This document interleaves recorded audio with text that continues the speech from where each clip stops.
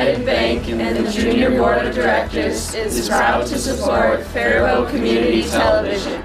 This is Gary at KFC in Faribault, Minnesota here. I'm a proud sponsor of FCTV. Hello, this is Tyler here at Harry Brown's. Proud to support Faribault Community Television. We hope you have a happy new year.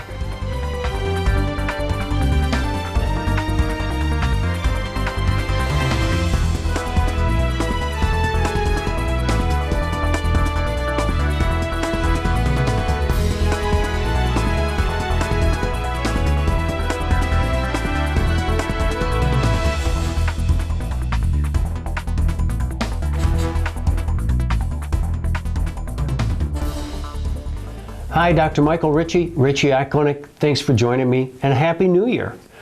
We're now into the year 2020, which always makes people make jokes to me about vision and my job and 2020. So, what I want to do today is not make a joke, but I want to talk about a concept that I think sometimes I take for granted in the eye clinic, and it may not be obvious to everyone else like it is to me. It's related to how the eye works, how it works with relationship to seeing distance and near, and what happens when we do cataract surgery. So as we all know, typically when we're young, we have good distance vision and we can see to read. Well, some of us, like me, need glasses in order to see distance, but then we can see to read. And the way this works is really very simple. So we have a picture of the eye, the cornea, the lens, and the retina. Light enters the eye, passes through the cornea, through the lens, and focuses on the retina. Well, the focusing component of the eye is both the cornea and the lens. The focusing component of the eye is twofold. It's the cornea, which is fixed and doesn't change from once it's fully matured by the time we're age 20 till we die. And the lens. The lens is the adjustable focusing component of the eye. So when we're young, we can see distance, but then we can also see up close because the lens can adjust to allow us to see up close. Well, what happens as we get older is that the lens turns yellow. It becomes stiffer and less malleable, and it can no longer adjust. Well, that's the beginning stages of a cataract. So as this process goes on, we hit our 40s, we can't see up close to read, so we need a reading power built into our glasses. That's a bifocal. Well, think about this and take it one step further. This cloudy yellowed lens gets more and more yellowed to the point where we're now going to take it out and put in a brand new lens. Well, that's cataract surgery. But what do we lose when we take out the cataract? We lose all adjustability of this lens, unless we choose to put in a lens implant that has a bifocal component built into it. That's an upgrade. We call that at Ritchie Eye Clinic comprehensive vision. But there's an added charge for comprehensive vision. Whether you choose that or not is entirely up to you, and I will only allow you to choose that if you have a normal, healthy eye where it's going to work. Now, let's talk about standard cataract surgery. This is the norm. This is what we've been doing for years. When the cataract becomes yellowed, we take it out and we put in a brand new lens. So whether or not you need glasses to see distance or to read is going to depend on this lens implant. I don't care what you had before your cataract surgery. That is irrelevant as to whether or not you'll need glasses to see distance or glasses to read. It's entirely dependent on this lens implant. So my point is this. For most people, they simply say, hey, I'm going to wear glasses when I'm done. Great. We'll build in whatever glasses prescription we need. Give you distance, have the bifocal to give you near. But if you have a preference You need to tell us about that before the cataract surgery because it comes into play in how we plan. I had somebody today who said, but before my surgery, I could see to read. Well, yeah, that may be. But after surgery, if we don't intentionally target reading vision with this lens implant, you will not be able to see to read after cataract surgery. You're going to have distance vision because that's the norm. If it's important to you to maintain reading vision without glasses, that needs to come up when we talk about different options and what do you want for an outcome with cataract surgery. And you gotta help us out because we can't read your mind. So if that's important, we need to know. The norm when we do cataract surgery is to give people the norm, which is distance vision without glasses. You need glasses to read. Now, do we guarantee that you'll have great distance vision without glasses? We do if you have an upgrade option, premium distance vision or comprehensive. But with standard surgery, we'll get you as close as we can. Glasses will fine-tune it. But overall, we can get pretty close. My point is very simple. When you decide you need to have cataract surgery and you're ready, think about your outcome and share it with us before you have surgery so we can make sure that we're all on the same page and you're happy with your surgery. Happy New Year. Thanks for joining me.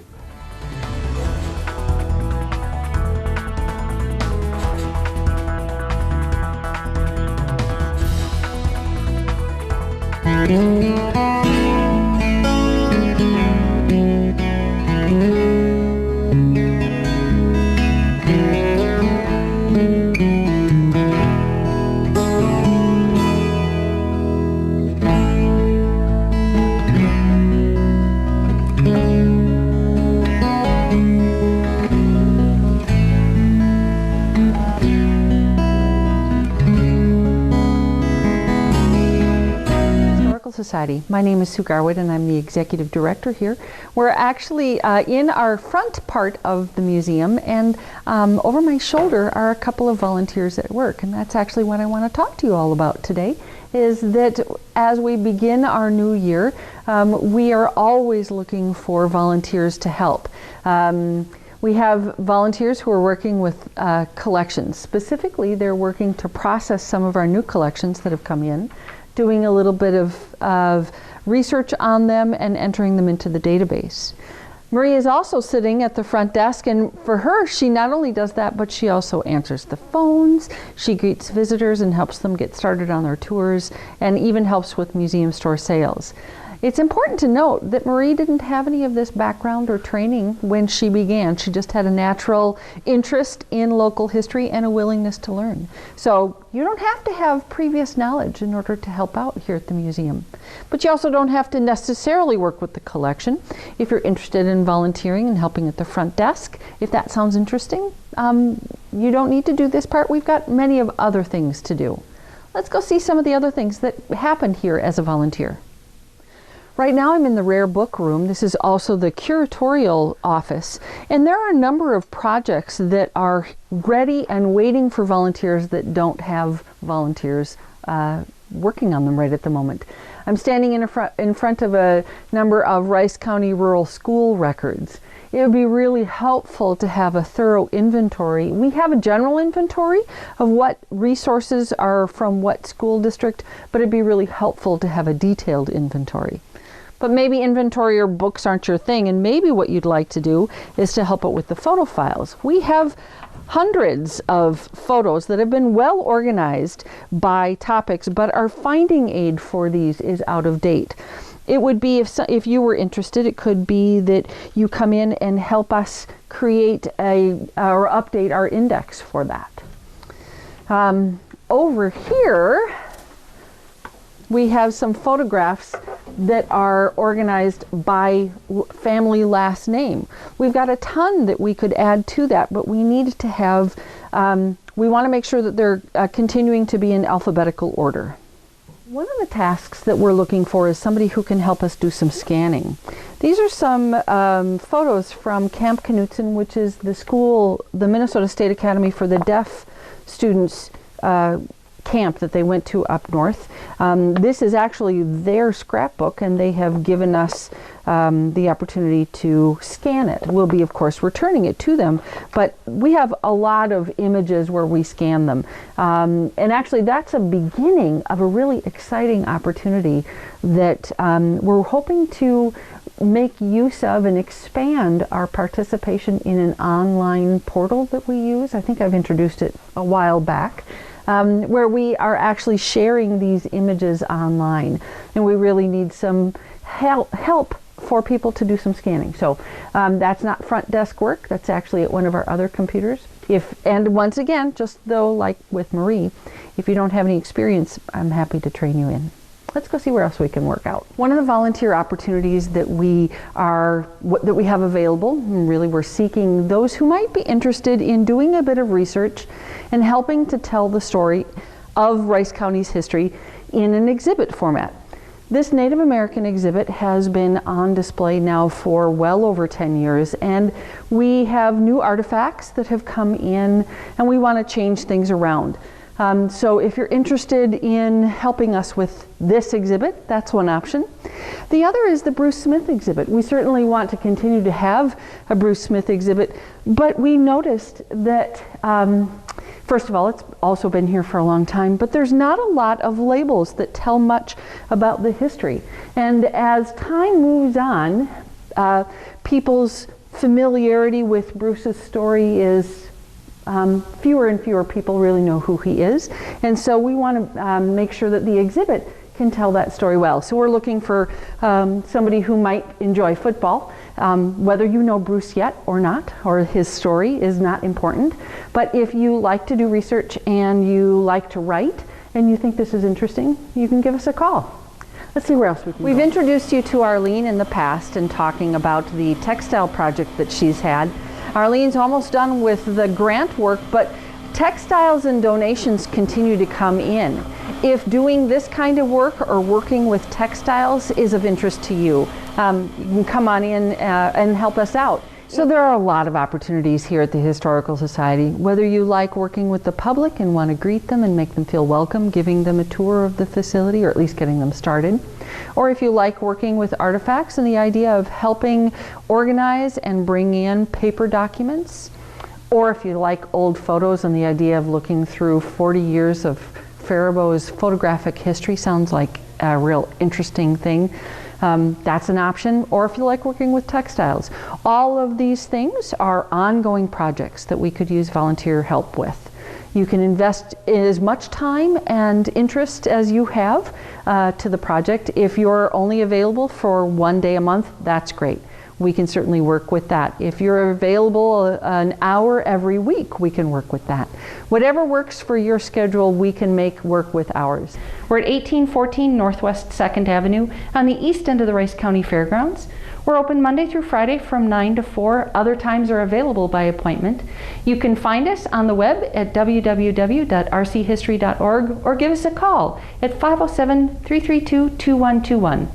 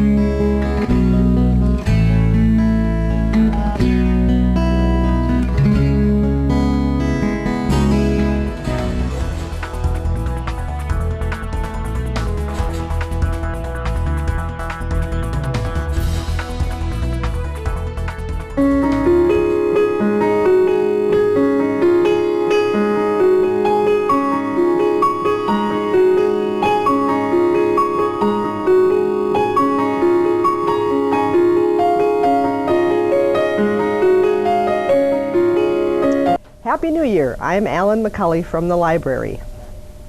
Our adult winter programming starts with Buckham Book Bingo Kickoff with Coffee Day on Monday, January 6th. Buckham Book Bingo is a reading rewards program for grown-ups where reading books earns you prizes. It starts on Monday, January 6th and runs through the end of March. You can sign up anytime, but if you sign up on January 6th, we have free coffee in addition to a log sheet, bookmark, and 2-for-1 beverage coupon from Hy-Vee Caribou Coffee. Come in and see how Buckham Book Bingo works beginning January 6th. The program is sponsored by the Friends of Buckham Memorial Library. On Thursday, January 30th, we are excited to host singer-songwriter Katie Vernon for a concert at the library. Katie is originally from England, but is now based out of the Twin Cities. Katie has performed with several bands and plays guitar and ukulele. She has played coffee shops, music festivals, and nightclubs, and has been featured on Minnesota Public Radio. She has made three music CDs. The newest, Suit of Hearts, was named Top 10 Album of the Year by the Star Tribune, the Best Ukulele Album of the Year by Uke Magazine, and includes the song Latest Disaster, which is on the Currents list of top 89 songs in Minnesota. Katie likes to say that she is a singer of sad songs on a happy instrument, but she sings plenty of happy songs too. Please join us at 6 p.m. January 30th in the library for a musical evening with Katie Vernon. It's me, Miss Denny, your favorite children's librarian. I'm here in the library's youth activity area to tell you about all the awesome things we have going for you at the library in January. Happy New Year! Storytime will be resuming again. We'll start back up again on Tuesday, January 7th, and we're going to keep the same old schedule we've always had, Tuesday nights at 6:30 and Wednesday and Thursday mornings at 10:30. Storytime is meant for children from birth through age 6, but everyone is welcome, as well as an actively participating adult caregiver. So hope to see you at the library for Storytime. Books and Brownies is our informal book club for youth in grades 2 through 5, and we meet once a year during the school year, once a month during the school year, to talk about the books we've read from an assigned topic or genre or a reading assignment, if you will. We don't all read the same book, but we all have the same assignment. So the January meeting is on Monday, January 13 at 4:30, and it goes till 5:15.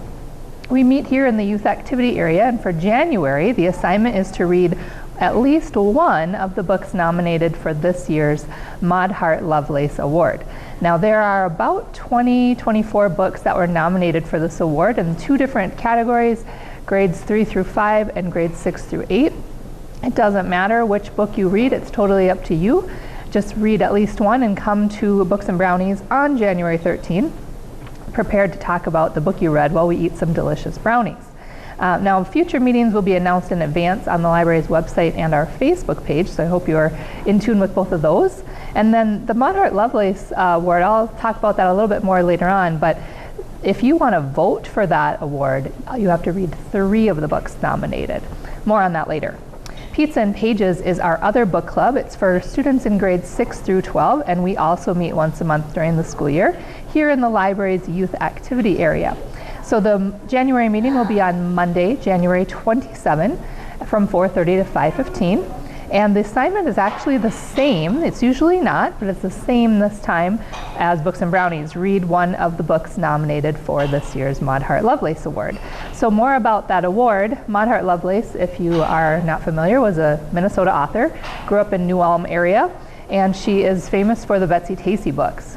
The award was named after her, and every year there are about 20 or 24 books that are nominated in those 2 categories, grades 3 through 5 and 6 through 8. Youth in Minnesota are welcome to read at least 3 of the books nominated in one category, and then they can vote. How do you vote? Simple. You just need to know someone who is a member of the Minnesota Youth Reading Association. Hey, I'm a member of the Minnesota Youth Reading Association. So all you need to do to vote is tell Miss Denny what book you want to vote for, and I will get it submitted. You have until the end of March to tell me your choice, and I will submit your vote for you, and then you could be part of the people who make it happen. What's the winner for 2020? And that will be announced in April. So I hope you can make it to our Books and Brownies Club if you're in grades 2 through 5, or Pizza and Pages if you're in grades 6 through 12. Our Teen Advisory Board is also for youth in grades 6 through 12, and we meet once a month all year long and talk about ways and think up ideas and programs and just stuff that we can do to make the library even more awesome for youth and their families. So if you're interested in joining TAB, please talk to me, And we will meet on Monday, January 6th at 4:30 p.m. here in the youth activity area. The library will be closed a few times in January. The very first day of January, as a matter of fact, we are closed for New Year's Day, and then on Monday, January 20th, we will also be closed for Martin Luther King Jr. Day. If you have any questions or you want any more information about any of the things I've talked about in this segment, you can give me a call, shoot me an email, find me at the library. If you have a class or a group that you'd like to bring in for a visit or a tour, talk to me as well, and we'll set that up and see if we can make it happen. All right, be sure to look us up on Facebook and click like.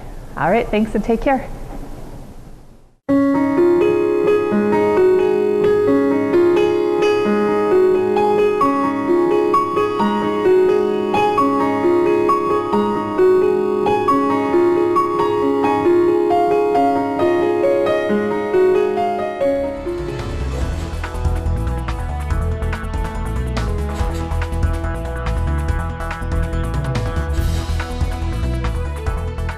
Hi, Jeremy here at the Hy-Vee Pharmacy, and with the new year starting, it's good to check out what we have in the counters for over-the-counter stuff for cough and cold.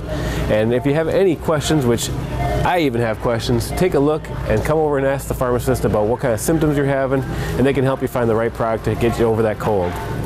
It's still flu season, so come on in to Hy-Vee Pharmacy and get your flu shot today. Anytime is a good time to get your flu shot done. If you have any questions about your medications, it's always a good time to come in and have a pharmacist sit down with you and go over your medication list and make sure what you're taking is safe, effective, and at the best cost and convenience for you. Thanks from Hy-Vee Pharmacy.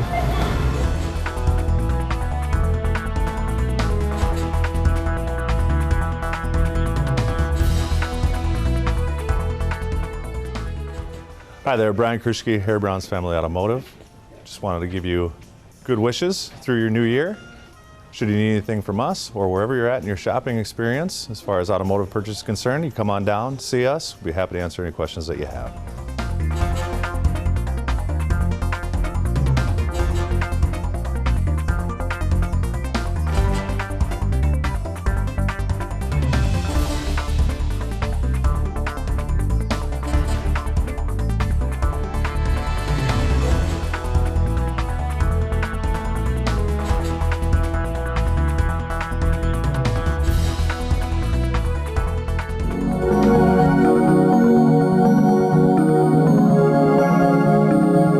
Hi, my name is Greg Payne with United Investment Group here at First United Bank.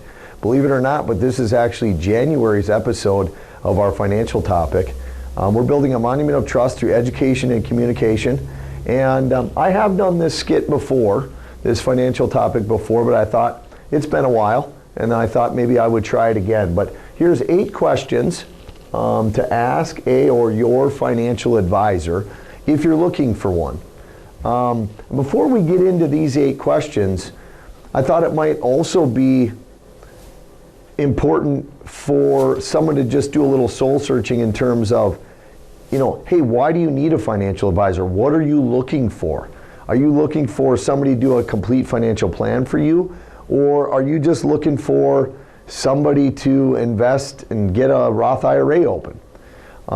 Could you do it with a robo-advisor, a computer advisor, or do you really desire that face-to-face contact that a local financial advisor is going to provide for you? So maybe do a little soul searching to determine, hey, do I really need a financial advisor?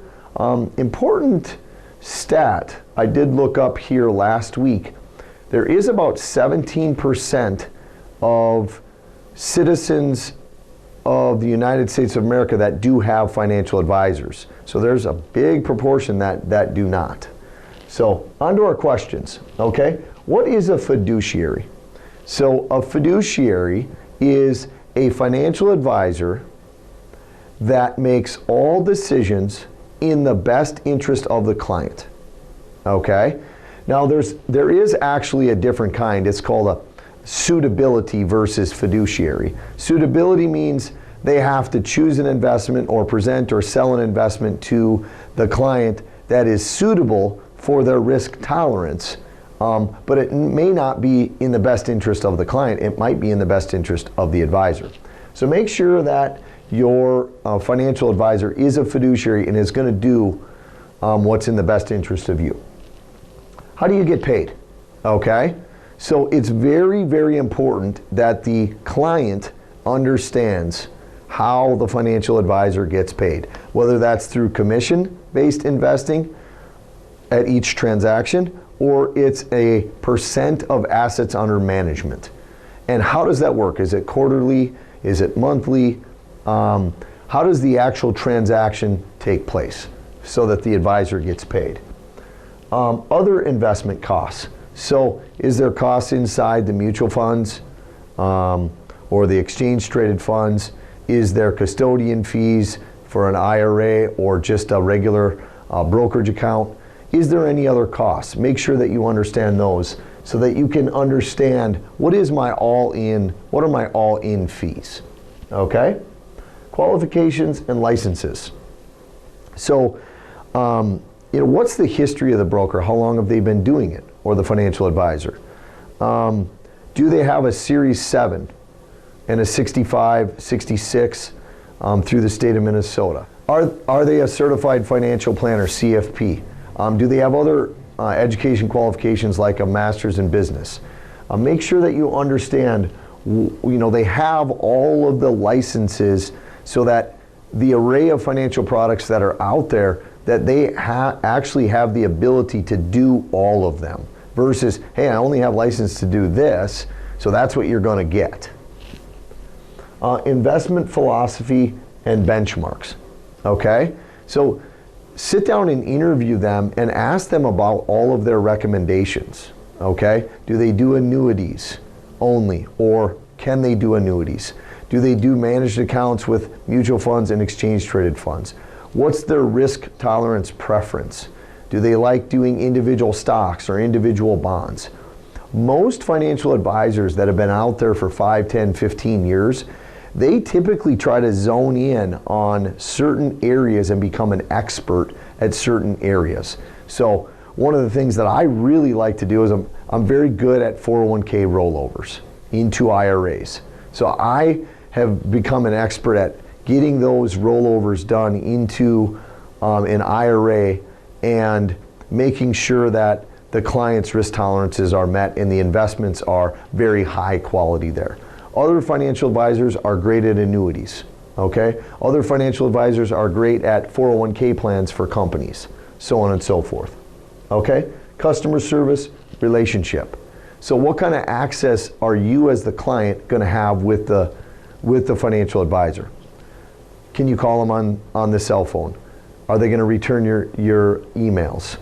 How about how many set appointments are you going to have each year? When are you going to review the investments, and how are you going to build out that financial plan, or how is that advisor going to build out that financial plan for you as the client? So figure out how that customer service relationship works.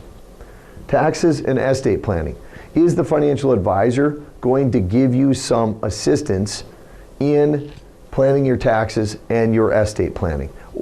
Do they have relationships where they can get you hooked up with a CPA if needed, okay, or with an attorney, okay, to make sure that your estate and your will and your after death things are taken care of? So, boy, there's quite a few of those to do, and don't select your first financial advisor. Be honest with hey, I'm going to interview a couple, 3 different financial advisors.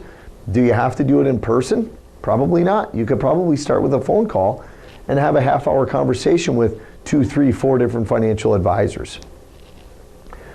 So anyhow, in recap, figure out what you want as a client, what you're looking for, and then Google a few different financial advisors in your area, and go ahead and jot these questions down. And if you've been interested in trying to find a financial advisor, you can certainly interview me, or use Google and find a couple other and do your research on it and see what the best fit is for you.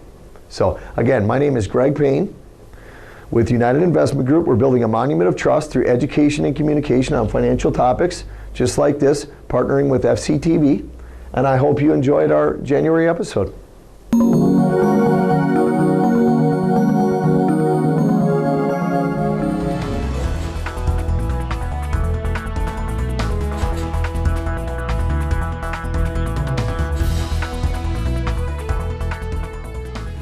Hi, Chuck Teal here with the Faribault Chamber of Commerce. Thank you very much for joining us. Quick membership update. We're rolling out the new tiered dues system. It's been going really fun. It's a great opportunity to meet with our members, which we love to do. So give me a call at the chamber at your earliest convenience, and we'll get a meeting dialed in and we'll talk about it. It's going to be a fun year in 2020. So who's next? I'm Cassie with the Faribault Chamber of Commerce, and I am really excited for our upcoming membership gala. It is Saturday, February 29th, 2020, at the beautiful 310 Event Center here in town. We have some entertainment, we'll do the passing of the gavel, and we've got great food options. So contact me at the Chamber to learn about sponsorship opportunities. Hi, I'm Kelly with the Faribault Area Chamber of Commerce and Tourism.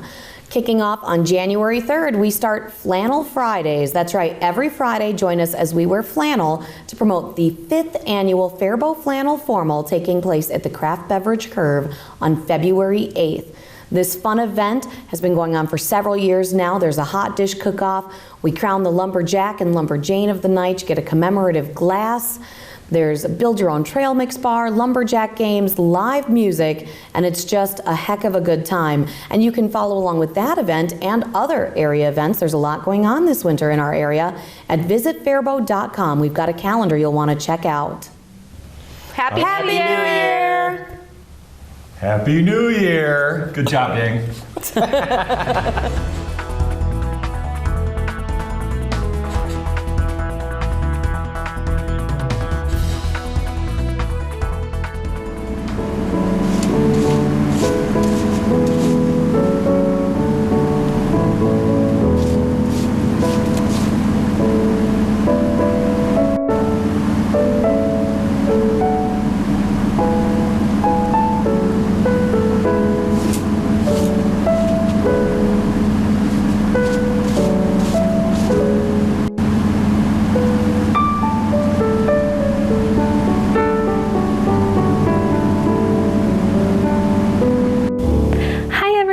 This is Molly at Riverbend Nature Center. We have a really fun 2020 in store for you.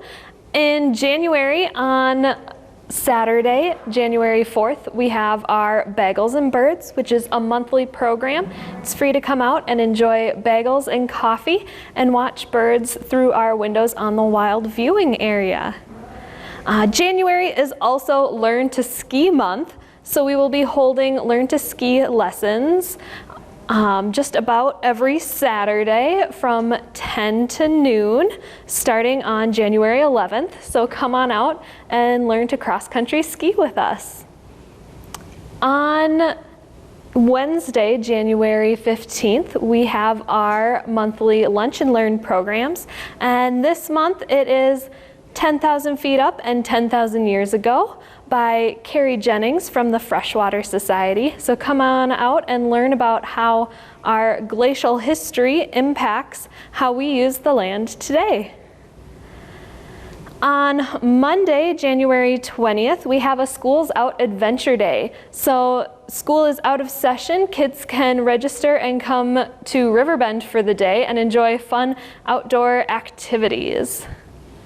On Friday, January 24th, we have our Homeschool Science Day, where you will learn about winter birds that stay here all winter long, and snowshoeing and kick sledding in the afternoon. So come on out. It's perfect for homeschoolers, distance learners, and learn from home. And finally, registration for our maple syrup fun run and pancake brunch is now open online. So check that out and register for our fun run. We have distances for every person, from a 1 mile walk to a 5K, 10K, 25K, and 50K. Afterwards, runners enjoy complimentary brunch, and spectators can come and join them for brunch. So come on out on May 2nd for our maple syrup fun run. So come on out and enjoy January here at Riverbend.